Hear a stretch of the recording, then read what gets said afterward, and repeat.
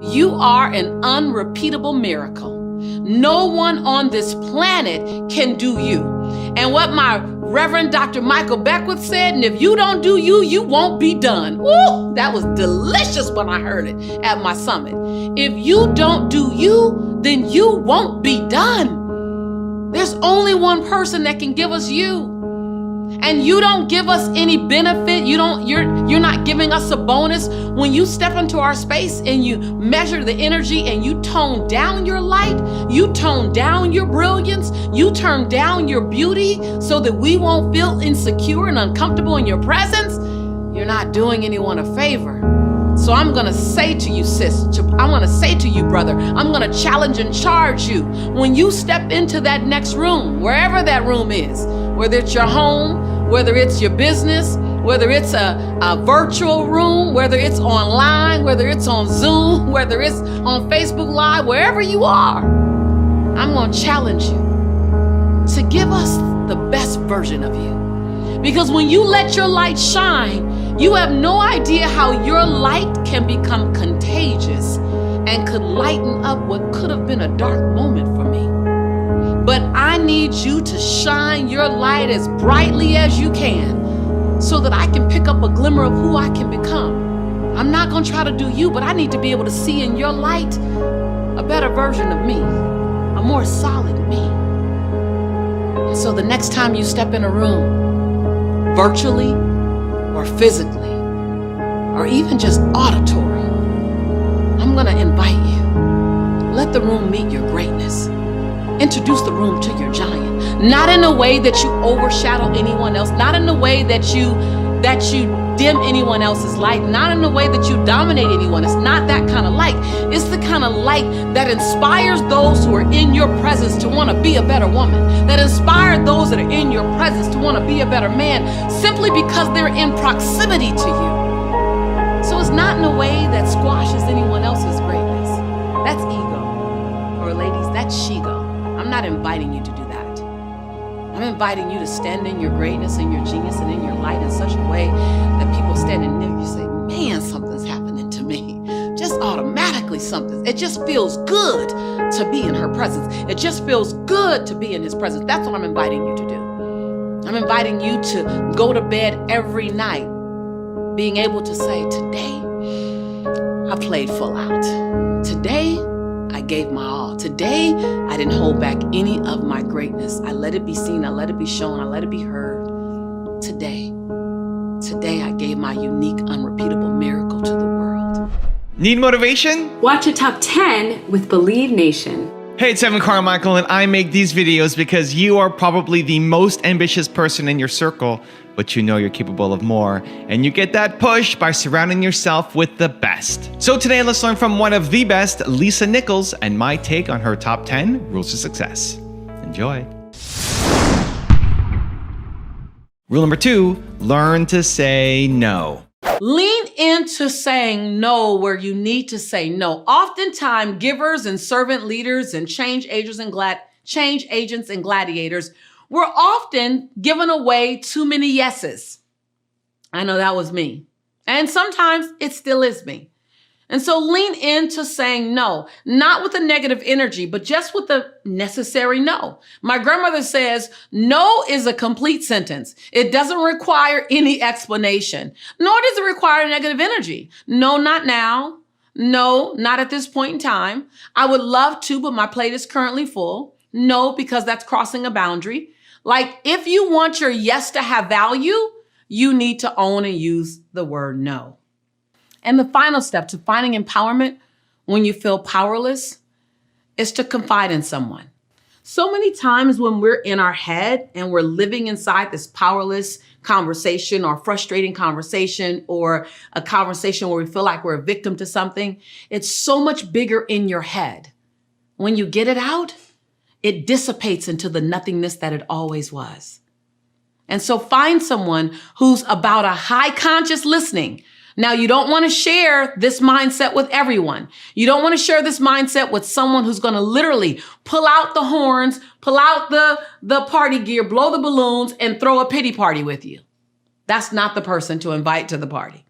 You want to tell someone who's going to require you to climb the conscious stairway and to think about the next best version of yourself, and who will not take out real estate with you in a state of powerlessness, but they're going to invite you. They're going to reach out their hand and they're going to invite you to pack your mental bags, pack your emotional bags, and change your mindset zip code. That's who you want to share where you are with.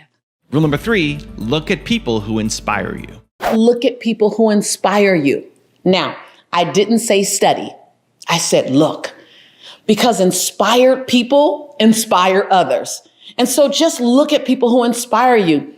I remember when everything was happening with the publicized social injustice, right? Social injustice has gone on for a long time, but when it got a spotlight on it, I needed to have some inspiration around my creativity, around the approach, around my part that I want to play in really shining a spotlight on social injustice or creating a social justice environment. What was my part? So I remember going to Barack Obama's site.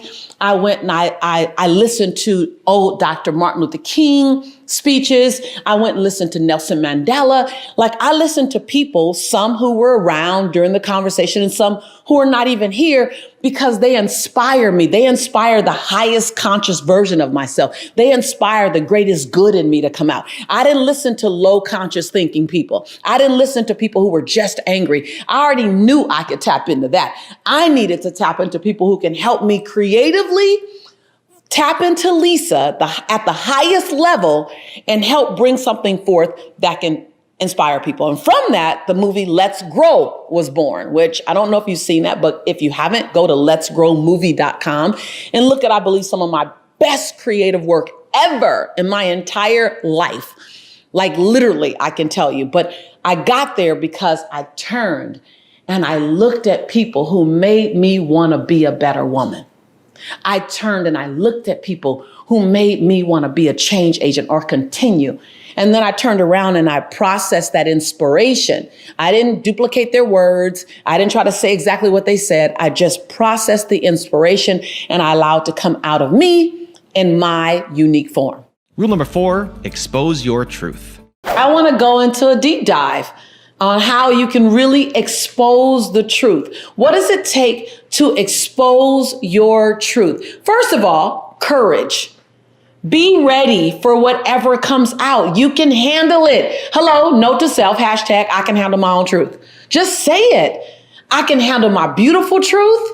I'm really, really good at this. Or I can handle my messy truth. You know what? I keep ending up here again. I used to get a stack of mail from Wells Fargo, and I never opened it. Why?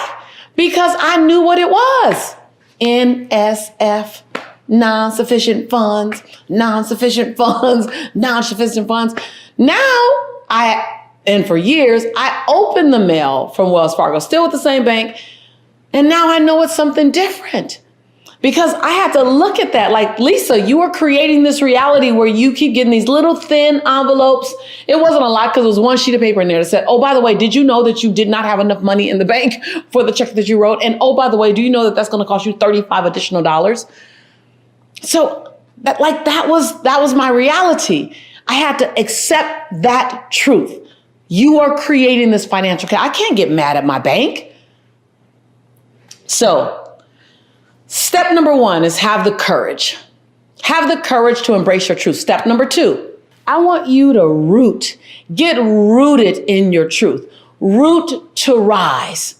Go into an internal game, internal validation versus an external validation. I know that's easier said than done in this social media polarizing world where everything is snapshotted, everything is filtered, everything is videotaped, everything is posted, everything is commented on, everything is thumb up or thumb down. Wait, hold on, pause, brakes. Internal validation is first and foremost. Root. Be willing to go inward. As my boy Sean says, there's a reason why a hurricane will knock down a 20-story building before it uproots a tree. Because a building does not have roots, but a tree does. So what's your core? belief system? What's your foundation? What brings you joy? What's your success? How do you define your success? Nobody can define your success but you. Not your mama, not your daddy, not your man, not your woman, not your kids, not your friends, not your career, not the title on your business card, not the balance in your bank account. You define your joy and you define your success, and you get to redefine it. You're entering into new seasons of your life. Listen, the way you identified it in 2018 may not be the way you identified in 2022. What does it look like today? Understand, and realize that self-esteem is self-understanding. Self-esteem is understanding and being fluid and flexible in who we are and where we are at any given moment. So I'll say that there's so many opportunities for you to get caught up in an external stimulation to cause you to lie to your internal selves. Also, to make sure you're actually taking action after watching this video, I've designed a special free worksheet just for this video. The worksheet will highlight all of the lessons learned in this video, as well as pull out our 3 favorite learnings and quotes that will inspire you to actually do something. The worksheet will also give you space to write down what your key takeaways are and your specific plan of action to make sure you're getting results. If you want the worksheet designed specifically for this video, absolutely for free, there's a link in the description below. Go click on it and start building the momentum in your life and your business. I'll see you there.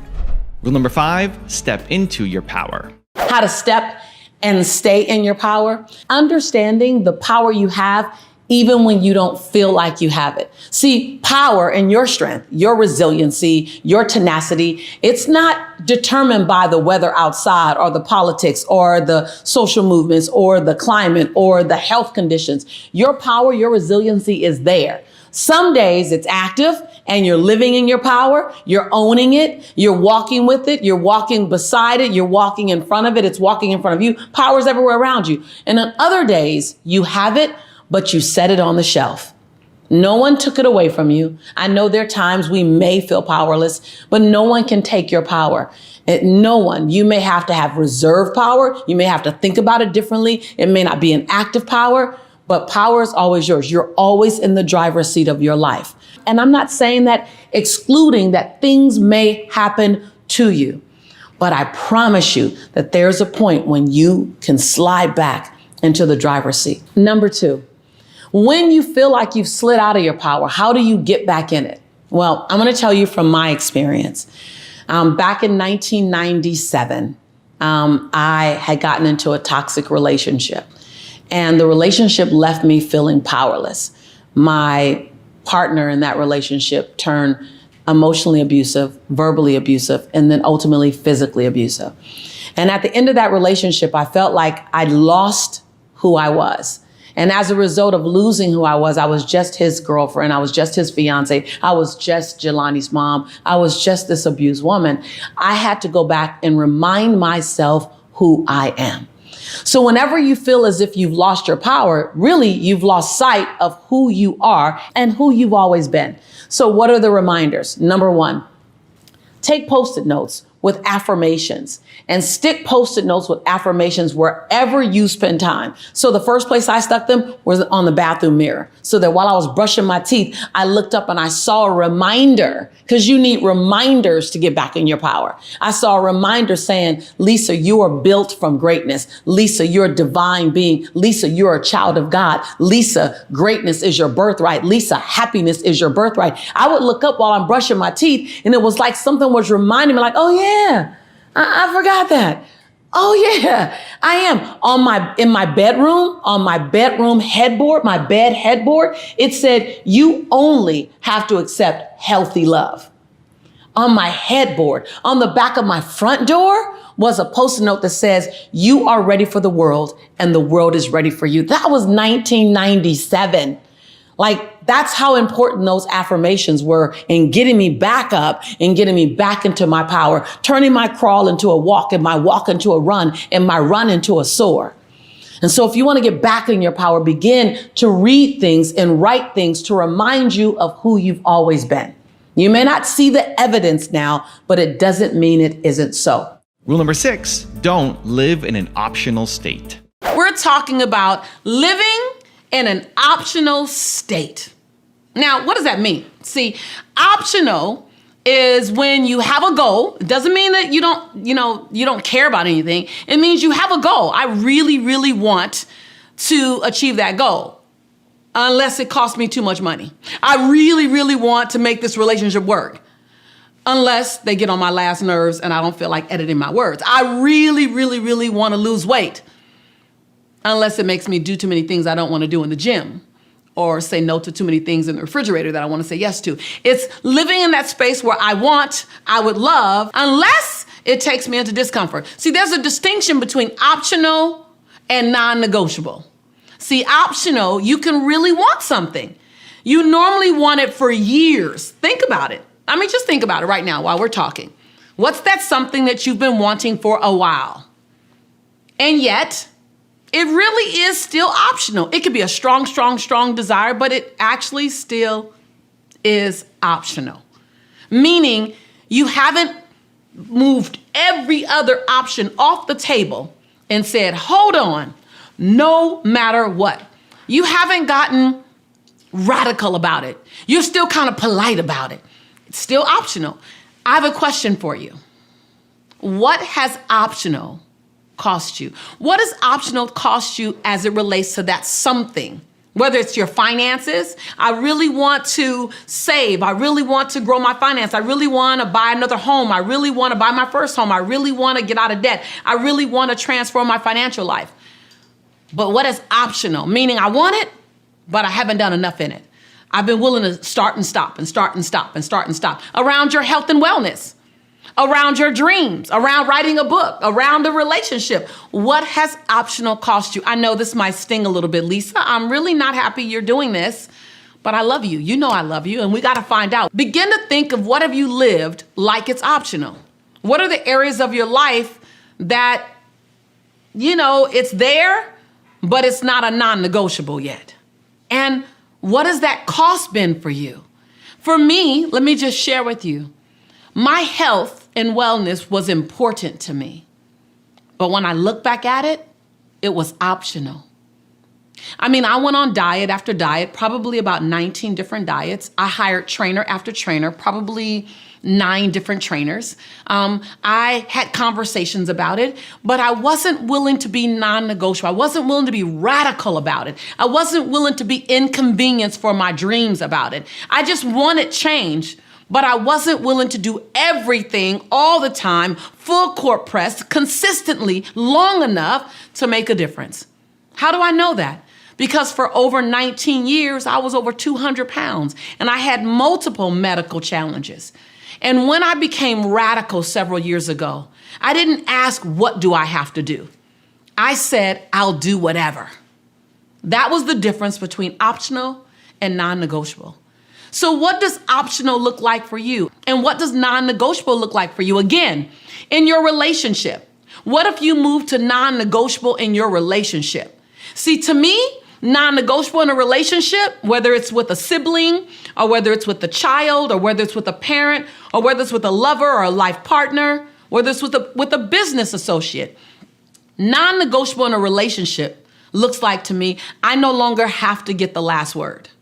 Non-negotiable looks like to me, I'm going to make sure every time I speak, I leave their dignity intact.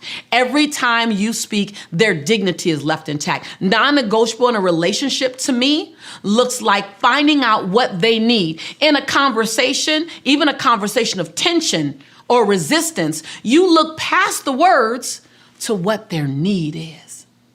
And then you do everything you can to fulfill that need. Rule number 7, define what makes you happy. Define in your own terms, in your own language, what makes you happy. So often we're chasing someone else's version of happiness. We're chasing what media and society and what the masses say makes us happy. Well, define it for you. What makes you happy? What type of relationship? What type of friendships make you happy? What type of family, what type of encounters in your family make you happy? What kind of romantic experiences? These are all very big, by the way. There's not one answer to any one. There's like a list of answers to each one. What type of physical experience make you happy? What kind of environmental experiences make you happy? What makes you happy? What makes you happy? Travel? Is it rest? Is it lounging? Is it hiking? Is it trying new adventures? One new adventure each year? What makes you happy? Define happiness for you. Because if you don't define your happiness, someone else is going to define it for you. Rule number 8, control your life. Feeling powerful and feeling like you're in control and navigating your own circumstances is not something that happens by default. If you sit still and wait for the feeling of empowerment to come, it's probably not going to come. It's probably going to pass you by. The feeling of empowerment, the feeling of in control, the feeling of influence over your own life is something that is an active process. So there are things that you must do. So if you've had a feeling of being powerless lately, let me know. Type in chat, because you came to this particular episode so that you can shift that experience. First, I want to talk about when I studied Stephen Covey, 7 Habits of Highly Effective People. I was blown away with this concept. He had the concept of 80% of people spend their time in their circle of concern, meaning they focus 80% of their energy on things that you're concerned about, but not things that you can influence. While only 20% of the people, the leaders, the top 1%, they spend 80% of their time in their circle of influence. Now, I want to say this again so you get it. So there's 2 circles. There's a circle of concern and there's a circle of influence. The average person living an average life, feeling like they're out of control or they're not in control or they're frustrated or they feel powerless, they're spending 80% of their time in their circle of concern. Things that matter to you, things that are important to you, but you don't have any influence over them or you have very little influence over them. While top 1%, people who are game changers, people who are changing their lives on an ongoing basis, they spend 80% of their time in their circle of influence and 20% of their time in their circle of concern. That was huge to me. It changed everything for me because at the time, I was average. I was spending 80% of my time in my circle of concern and 20% of my time in my circle of influence. And I didn't even know it. This might be new news to you. It might not be, but it might be new news to you. Like, oh, there's 2 circles. And so you don't change overnight. You don't just go from 80 over in one circle to 80 in another. You go from 80 in your circle of concern, and then you begin to work on things that you can impact more often. And you begin to focus your attention on things that you can shift and things that you do have more control over and things that you can influence. And all of a sudden you look up and you're spending 70% of your time in your circle of concern. And you continue to do the things that you can drive. You continue to own your finances and you own your health and wellness. And you turn up the ante on your relationships. And you begin to spend more time over here in your circle of influence. And now it's down to 60. And then it's down to 50. And then it's down to 40. Again, it doesn't happen overnight, but it happens. Rule number 9, live in the moment. Recently, I purchased a caterpillar, and this caterpillar was moving all around the cup. And the gentleman who I purchased it from said, it's going to turn into a chrysalis. It's going to go into a chrysalis, and then it's going to be wrapped into a cocoon. And it'll take a few days for it to come out of that cocoon. It's going to move around as if it were struggling. Whatever you do, don't disturb the cocoon. And I love that because the mere concept of a caterpillar becoming a butterfly is that it's going to go through all types of changes, all types of experiences. It's going to look different. It's going to feel different. It's going to feel expanded at while. There were times as a caterpillar, it was double this size. It came all the way down to here as a caterpillar. Then it went into a chrysalis and it was all white. And now it's gotten all dark.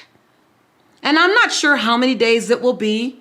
Maybe 4, maybe 5, even 10, even in some cases 14 days before the butterfly emerges. And at that time, I'll just cut the rubber band without touching the butterfly, take the top off, and the butterfly will fly away and begin an entirely new journey. But for now, the butterfly is not yet a butterfly. I love what my brother from another mother, Sean Smith, said. When the caterpillar's a caterpillar, is not thinking about being a butterfly. And when the butterfly's a butterfly, it's not thinking about being a caterpillar. It's focused on exactly where it is. So where in your life can you be exactly where you are, be present to it, appreciate your past, but don't live in your past. Don't wish things were the way they were in your past in this crazy time. I wish things were the way they were. No, allow them to be exactly as they are. Be in your present tense. I can only assume that this caterpillar becoming a butterfly in this cocoon is being present to exactly where it is. This other thing that I realize is that if I were to cut this cocoon, thinking I were helping the butterfly, you know at times how we want to remove the struggle from our children, or remove the struggle from our spouse or our partner, or remove the struggle from our family members. We want to rescue them.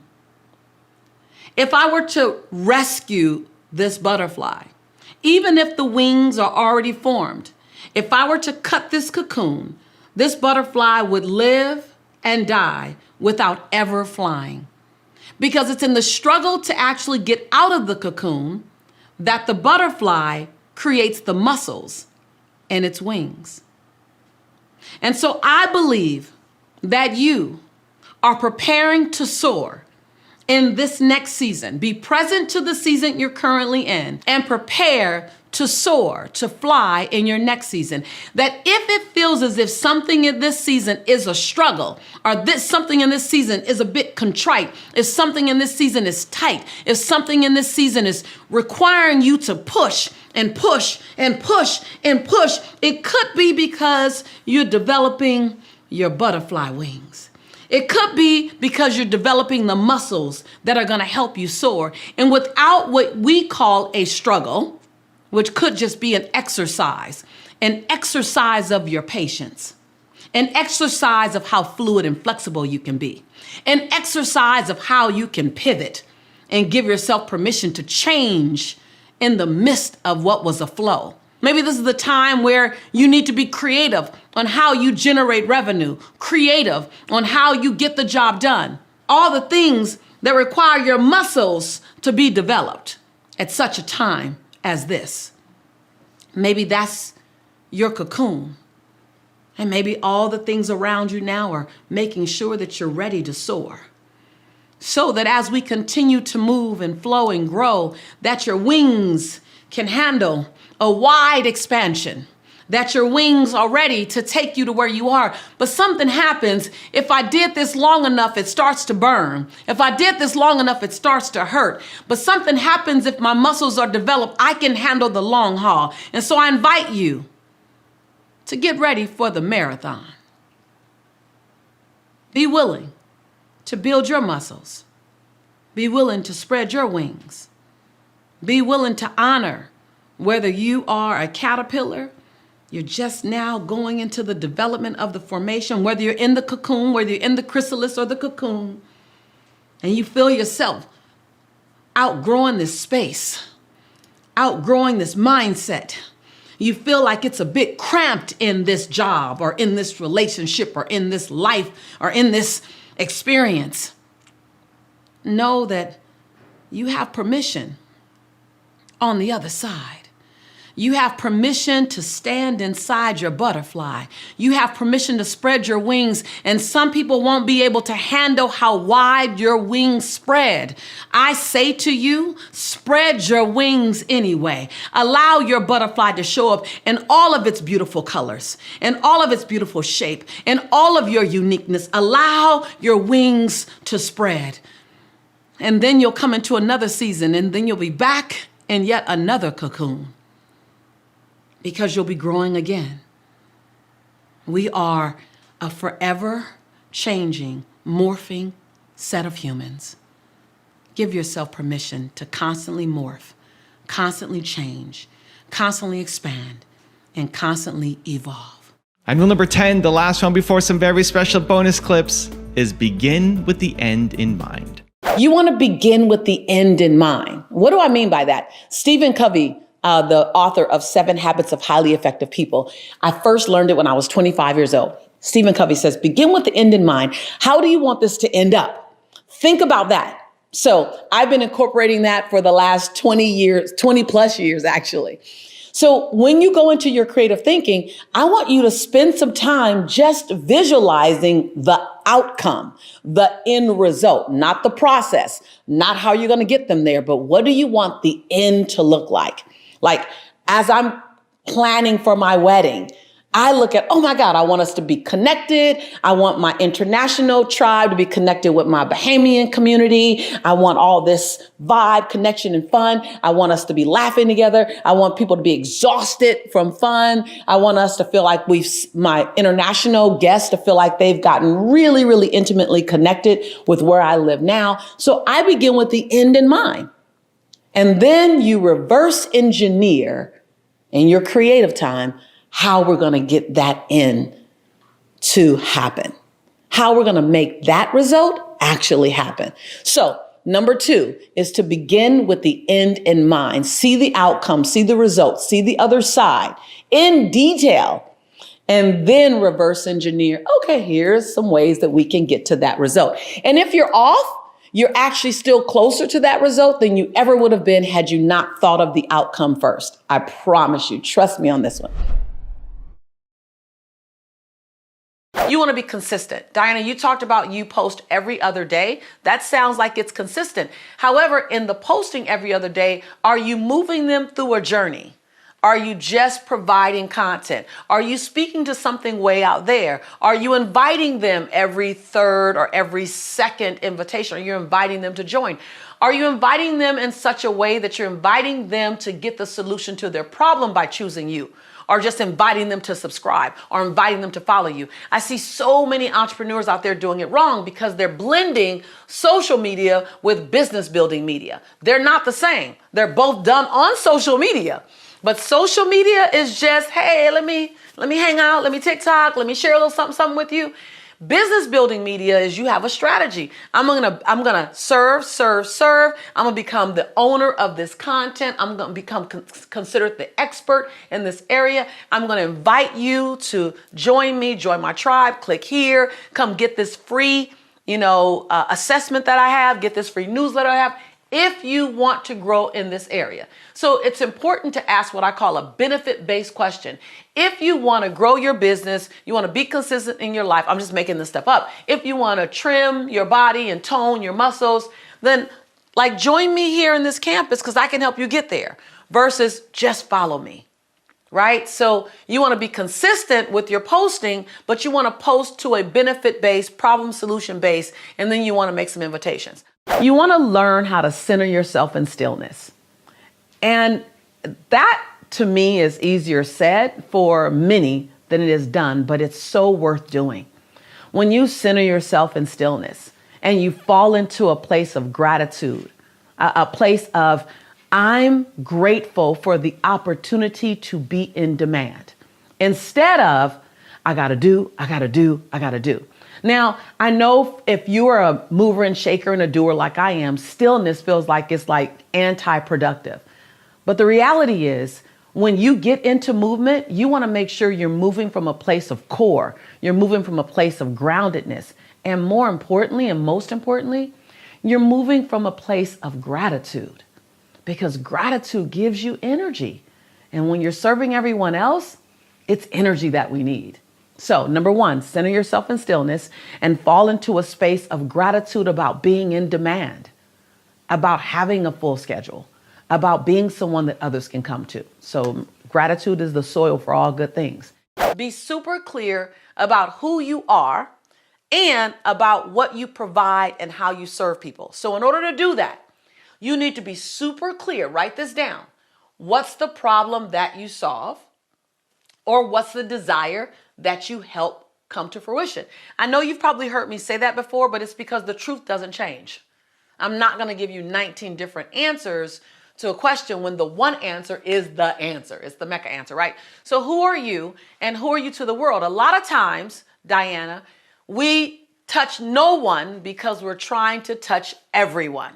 Okay, type your name in chat if that just pushed a button for you, like, oh my God, that's me. Listen, I'm not speaking from a place of judgment or even as the coach solely. This was what I did. Remember, my company name is called Motivating the Masses. So I was trying to touch everyone, and I wasn't impacting or converting anyone.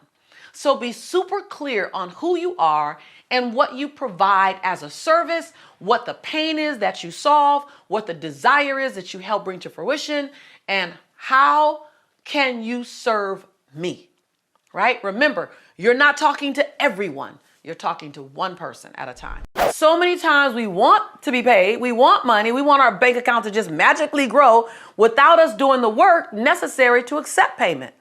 And if you're already accepting payment, do the work necessary to accept a greater, bigger, bolder payment. I'll never forget when my fee was $3,000 as a speaker. I was like, oh my God, this is everything. And then it went to $7,500 as a speaker. I was so scared, like, no one's gonna hire me. Oh my God. It had nothing to do with the value I brought on stage. And then I went to $10,000 and I'm like mortified. I'm sweating, everyone's sweating. And I remember I was at an event with Les Brown, and he went up and he did it, boom. And I went up and I did it, boom, boom. And he looked at me and I looked at him, and we had a candid conversation, and he asked me my fee. And at the time, I don't know what his fee was, maybe $20,000 or something. And he asked me my fee and I was like, 10,000. And he looked at me, and literally you could see how the fee didn't match the experience. Now your fee doesn't match your worth, but I knew I should have been different. I knew that. And he looked at me and he said, if you charge $5,000 and you play full out and did what you just did, and you go home with $5,000 and the client goes home happy, everyone's good, right? I said, yes. He goes, and if you charge $15,000 and you give him what you just gave him, and the client goes home happy and you go home happy, then all's good, right? I said, yeah. He goes, which experience do you want to go home with? And I realized that it wasn't about the business. It was about my self-development. So I had to give myself permission to be paid. To set healthy boundaries, you can't just make an announcement. I've been looking at the Lisa Nichols show, and I know you won't say it like that, but things have got to change. No, don't announce it like that. Don't announce it with that, what I call that stank energy on it.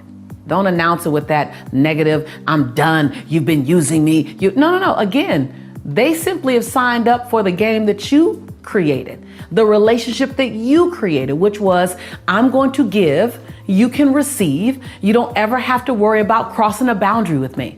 So the first thing you need to do is to set the record straight by apologizing to the people that you've allowed to cross your boundaries. You have to say, I apologize. Just say it just like this. Just quote me. Just like this. You don't have to say, you quote me. It's your own words. You can modify it as need be. But you know what? I owe you an apology.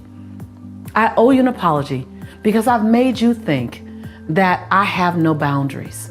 I've led you to believe that I don't need rest. What I've done is I've overused my yes. And so I'm not used to saying no, and you're not used to hearing no from me.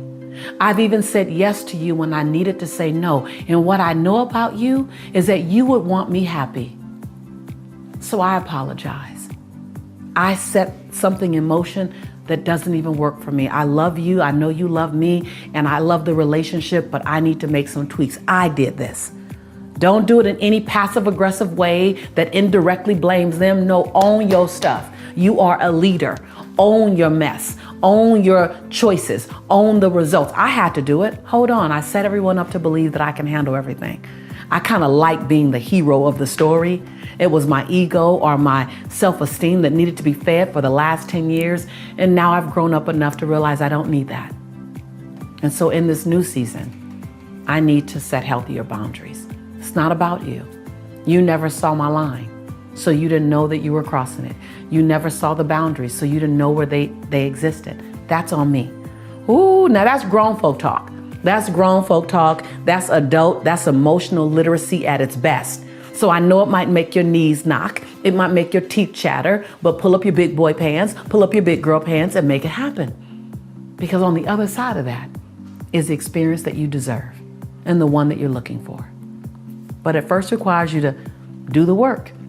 In a previous episode, I talked about your Popeye muscle. That's the thing you've been doing for a long time already. That's the letting everyone cross your boundaries. That's the saying yes to everyone. And then there's that olive oil muscle. You know, the muscle that hangs down here because it's underdeveloped. That's that setting healthy boundaries muscle. That's that apologizing for how you've shown up and allowed other people to not even see your boundary. That's owning it. Oh, yeah, I know. It can be intense, but it's so incredibly beneficial. So let's do it. Let's reclaim your boundaries. Let's reclaim your joy. Let's reclaim your life. Let's reclaim your future. Let's reclaim and design it in a way that serves everybody. Because when you do this, you will model for those who are witnessing you. You will model. People won't choose to be out of relationship with you because you apologize for never setting boundaries. It'll be a little disruptive. It'll be a little uncomfortable. It'll be a little new. And then they'll settle in it. And then we know something new. And then you've inspired others to do the same. See, it's very difficult to speak phenomenally and to not be good. Come on, y'all from yesterday. Not be great, but to be what? Unfreaking forgettable. It's difficult to be unforgettable while you're still trying to look good. You can't do two things. That's chasing two rabbits. See, unforgettable has everything to do with serving at a level so high, so big, so massive that people feel like they have to change their lives because they crossed your path. Yes, yes. Yes, yes. Yes, yes. See, when you're willing to use your voice, first you have to recognize that you have one. You got to recognize that no matter your past, you were given a voice, and your voice was given not to keep to yourself. Your voice is not a secret, says the secret teacher. And you have to be willing to use every experience that's ever happened in your life, not as a fortress holding you from using your voice, but as the fuel on why you will use your voice. You got to be willing to not stand in your story, but stand on your story. Yes, yes. It's not in spite of your past that you get to be amazing, that you get to be a change agent, that you get to transform lives. It's because of your past that you're perfect for such a job. When you own it like that, see, there's no question in my certainty about my life.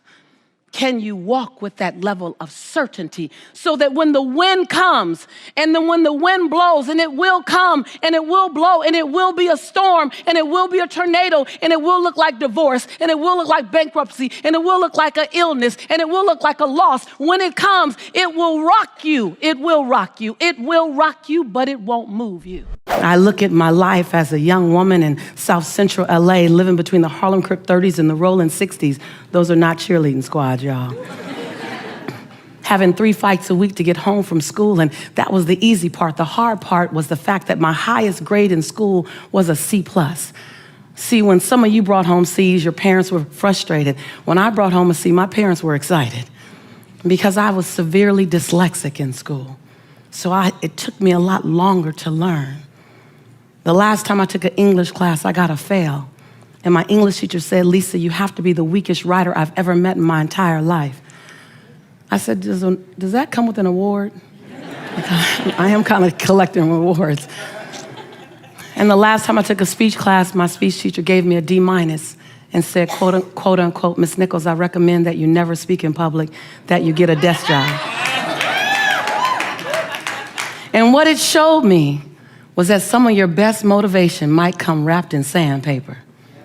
Some of your best inspiration comes with some pricks and some nails and some thorns around it. Some of your best inspiration came in an experience that you didn't ask for, you didn't want, and you never want to have again. Some of your best inspiration, some of the very thing that's fueled your soul to get you here, came in an experience that you dare not wish on your enemy.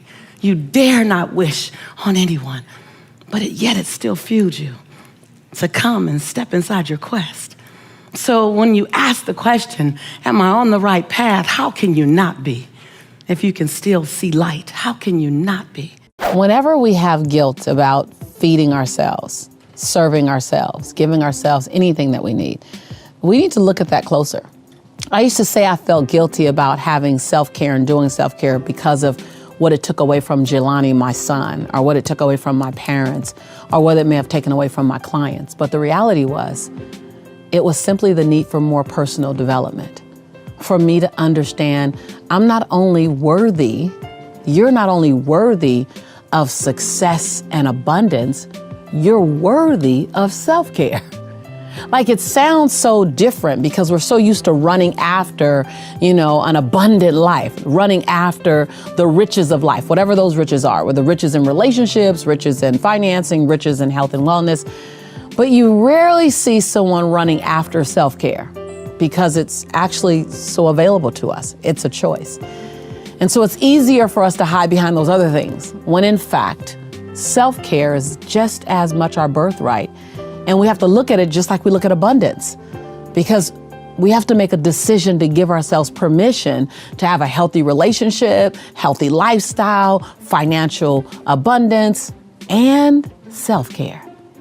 That self-care is a demonstration of self-love. So, self-care is a guilt-free act. Self-care is being responsible for your future. That you wouldn't dare get on a road trip that says it was 300 miles down the road. Look at your gas tank and see that you had 105 miles worth of gas in it. You would literally go and fill your tank up. Self-care is being responsible to your entire journey to go and fill your tank up. To the conversation about money and wealth, it's one being willing to release a familiar now for an unfamiliar future. Now that's easier said than done, yes. And it's bigger than it sounds. Are you willing to have your future look unfamiliar, and in some cases, look around and you don't recognize anything? Are you willing? Are you so tied to the comfort of what you know, even in its discomfort? So I was willing to reinvent myself 1,000 times. Are you willing to reinvent yourself? Are you willing to introduce yourself to the new version of you? Yes. Are you willing to go places you wouldn't go and do things that you traditionally wouldn't do? See, I wasn't traditionally in meditation or in visualization or hanging around older white men, or like I had 1,000 things that I didn't do traditionally. Let me first explain to you what forgiveness isn't. Because most people won't forgive because they have an incorrect understanding of what forgiveness is. So forgiveness is not pardoning someone's behavior. It's not excusing someone's behavior. Forgiveness isn't admitting that you were wrong. Forgiveness isn't saying what was done to me is okay. Forgiveness isn't any of those things. Forgiveness actually, if you really understand it, it has less to do with the other person and more to do with you and more to do with your future. Let's go back to the oil and water scenario.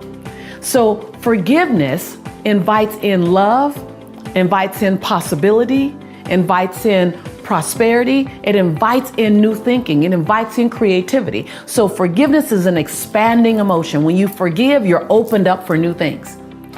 Anger is a contracting emotion. It requires you to shut down, to avoid, to shut out, to stop talking. Everything in anger is about stopping and shutting down. Everything about forgiveness is about opening up without pardoning someone's behavior. I want to make sure I'm clear on that, because most people attach forgiveness to, but you don't know what he did, but you don't know what she did. When you can detach, forgiveness is not about what they did. Forgiveness, get this, forgiveness is about making yourself available. Think about your body is primary real estate. There's only so much of it. It's a finite space. There's only so much space. It's not forever. This is your body. So if this is your primary real estate, your heart, and you have anger occupying 20% of it, you can never experience 100% love. You can never experience 100% possibility. You haven't given yourself a chance at 100% of the things you want most, because your primary real estate, your heart, your body, your mind, is being occupied with a very intrusive, toxic emotion. Less and less about them. Nothing to do with them being right or their behavior being pardoned or the action. It's your future is paying for your past when you hold on to anger. So when you get really connected to the cost of anger, then it's not about the what. Matter of fact, the longer you've been angry, the longer you've robbed yourself of 100% of what you were worthy of. And if someone's betrayed you, if someone's hurt you, then you over everyone deserve 100% love, 100% possibility, 100%. But it requires forgiveness. And in many cases, it's forgiveness of yourself. In many cases, the person you've been angry at the longest is yourself. And the same rule applies when it comes to you. Joan Baez says, and my coach Susie Carter first shared this with me, that Joan Baez says the antidote for despair is action. So I said, how can I be in action? I was always looking to be in action. What else can I do? What else can I do? What else can I do? And then I go learn. What else can I do? So to me, there's a very short line between learning and doing. Yes. And if you haven't done anything what you learn, why are you getting more education? You haven't even applied what you, like, I'm a hell of a coach now. It's like people who read a book and they don't go apply it. They just want to read the next book. Right. Hi. The book I read when I was in my deepest, darkest hour, Stephen Covey's 7 Habits of Highly Effective People, changed my life because I got into radical action behind it. I was like, oh, Stephen Covey talks about attending your own funeral, doing a visionary session where you attend your own funeral. And there are 4 people to speak. What will those 4 people say about you? What kind of brother were you? What kind of friend were you? What kind of social change agent were you? What kind of neighbor were you? Man, when I did that exercise, I was like, oh, I'm a nice person, but I'm not getting they're not saying the things about me that I want to be said. Right, yes. I'm writing my eulogy right now, Amar. I'm writing my eulogy. I'm writing my legacy. I'm not just living for now. I'm living for the 40 years from now story being told about me. I'm living for my grandchildren's story about who great-great-great-grandma was. And when you live for a lifetime, not just your life cycle, but a lifetime, you live for the legacy. I'm writing my legacy now. You won't sweat the small stuff anymore. You won't get caught up in gossip. You won't get caught up in living inside worry. You might worry, but worry does not have permission to take up real estate in your body. Worry is chased by solution and strategy. Yes, by action, yeah. And I always tell people, listen, I'll have every emotion like everyone else. I'll have fear, I have doubt, I have judgment, but you cannot take up real estate in my body. There's no lease options to buy in my mind. Don't lease option buy in my mind, and don't take up real estate. I got things to do. I got changes to make, and I'm not a superhero. I'm not. I'm an ordinary woman. I'm an ordinary woman who chooses every day to make one more extraordinary decision. Celebrate your wins. This is where I invited you to make a list of the 10 things that you have to celebrate about this past year. Now, if you're just joining me, then it's not too late. Make a list. You've done many more than 10 things, but make a list of 10 things that you have to celebrate about over this past year. And they can cover any area, from family to finances to business to health and wellness to relationships to body to fitness, anything. My mistakes now are 7-figure mistakes. I'm not without errors now. Now there's 7-figure errors. Trust me, I've paid the attorneys, but I'm still new terrain. Yeah. I'm the same woman I was at 25, at 28, at 30, new terrain. And so I began to explore what I didn't know. I surrounded myself with people who made me want to stand on my tippy toes. Yes. I surrounded myself with people who made me want to be a better woman, not just in the money I made, but in the way I parented, in the way I showed up, in the way I looked at humanity.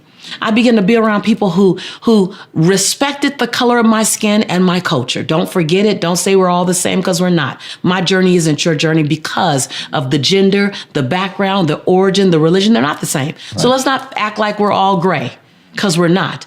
but can I dance in the dynamics of our diversity? See, I began to hang around people who allowed me to dance in the dynamic of our diversity, and began to find ways where we can both become better people because we sat together. I began to hang around old white men because they, and not every old white man, but older white men, because they seem to have had this conversation, this relationship to wealth and wealth management, yes, that I didn't have. And I didn't abandon my nationality, my culture. I want to go collect information so I can come back and open the door and keep the door open so we all can come through. We've been taught how to serve others, sometimes to the detriment of our own selves. Sometimes we serve others higher than we serve ourselves. At times we feel more comfortable with saying yes to other people and less comfortable saying yes to our own self-care. So I ask you, what is that about?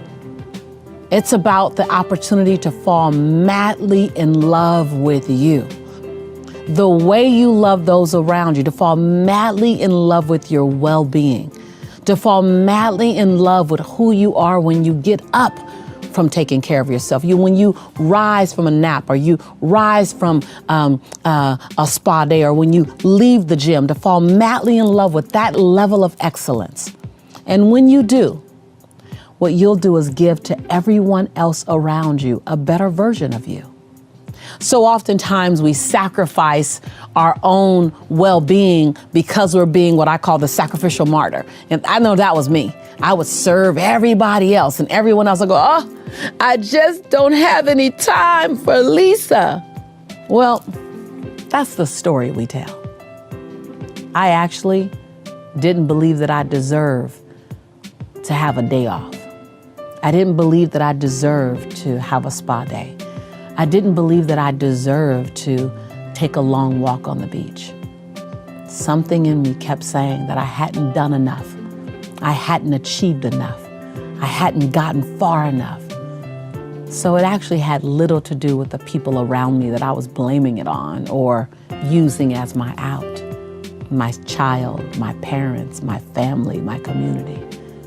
It had to do with Lisa, giving Lisa the chance to actually enjoy the journey while still on it. And so instead of making big macro goals, you know, those big bodacious goals, make some micro goals, smaller goals. I don't make an annual goal. I make quarterly goals. I make monthly goals.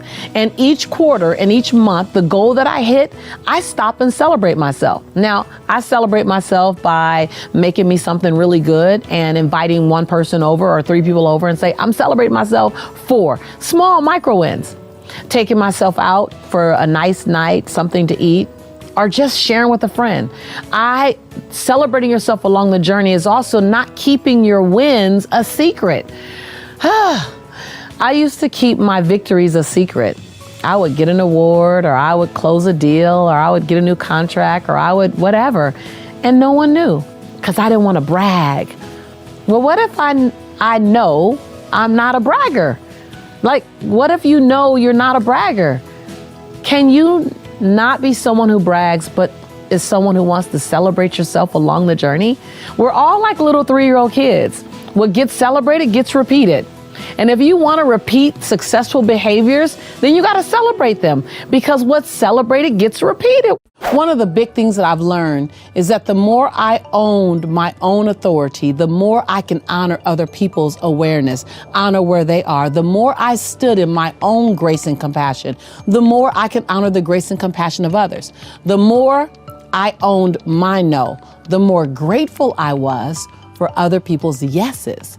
So it's just one of these things where the more you work on you, the more you turn the mirror to you versus pointing at everyone else, the more you turn the mirror to you and work on you, man, the dynamics between you and everyone else just gets richer. I became a more compassionate, more giving, more loving friend when I became more compassionate, giving, and loving to Lisa. Over my career, and I've been in business over 20 years now. People from all around the world, students at every level, whether they are newly into launching their business, or they've been in business themselves for 10, 15 years, ask the question, how do I overcome fear? I'm about to disrupt you completely, because I am not going to give you a strategy to overcome fear. Because if I even attempt to give you a strategy, and I know we're always looking at stuff, reading things, how to overcome fears. There are probably 10 steps to overcoming fear somewhere out there.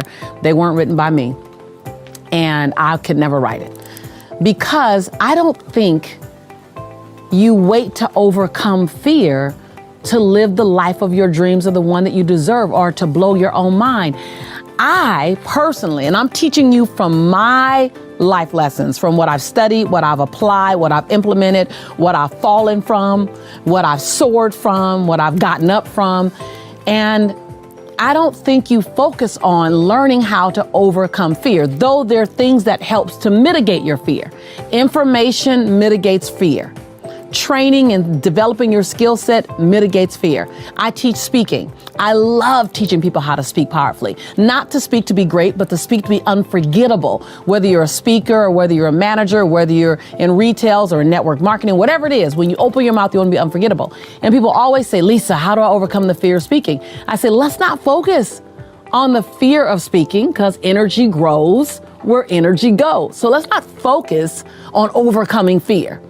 Let's focus on building a muscle that naturally dissolves fear. And that muscle is the muscle of information, the muscle of education, and the muscle of skill set. So if you know more and then you develop the skill set, you won't be as afraid to do that thing that you're talking about. But the other side to that, now I'm going to disrupt you a bit. So the first part, not so disruptive. That means go get it more information, give fear what fear needs to reduce itself, meaning information, skill set. But this other part that I'm going to tell you, this might be disruptive. How about you not try to mitigate, resolve, or get past or overcome, whatever you want to call it? How about you not try to do that with fear? How about you allow the fear to sit with you? You just commit to keep moving, even with the fear. So many times in my life and in my career, I was afraid. The difference between me and most is that I still move forward with the fear. Fear does not have a past to stop you. Fear does not have a past to stop you. First of all, let me just tell you this. Just like compassion, just like love, just like respect, just like any other feeling you feel for someone, fear is just a feeling. We just give fear more power. We say, when compassion comes, I hug, I love. When understanding comes, when joy comes, when humor comes, I laugh. But when fear comes, I get to stop. What if you change the meaning to that? Ooh, just stick with me right here. What if you change your dance with fear? What if you tell fear, you're welcome in my life because you're gonna come. Can't keep you away. But when you come, I'm not going to stop. So the first thing I said was, I'm done with this level of misery. So I didn't run toward anything first. The first thing I did was try to get as far away from chaos and scarcity and lack and procrastination and procrastinating people and making excuses, making being a single mom an excuse, or being Black an excuse, or being born in LA an excuse. Not to say those things don't impede or have an impact on our ability to move forward. But I didn't want to make any one of them my crutch as to why I stayed in my hellhole. I don't know about anyone else, but my place, I didn't know where I was going, but I knew where I was leaving. Again, you say your name first. Lisa, I commit to you that. And you make 7 different commitments to yourself. That before you go out of your door and you commit to other people, because you know, we're more apt to honor our commitment to other people than we are to honor our commitment to ourselves. We break our commitments to ourselves all the time, and yet when I give you my word, oh man, you can bet your last dime on that word and you will end up with 20 cents. But what happens when you begin to commit to yourself?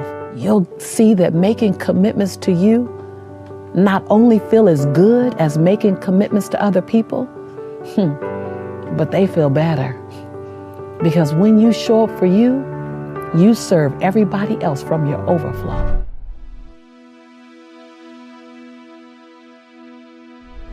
Because you made it this far in a video, I want to celebrate you. Most people start and don't finish. Most people never actually follow through. Most people say they want something, but they don't ever do the work to actually get it. But you are different. You are special. Believe Nation, you made it here all the way to the end, and I love you. So as a special celebration, if you put a hashtag believe down in the comments below on this video, I will showcase you and celebrate you somewhere on the screen in a future video because you are awesome. If you want another awesome video in our Black Excellence series, check out the video right there next to me. I think you'll enjoy it. Continue to believe, and I'll see you there.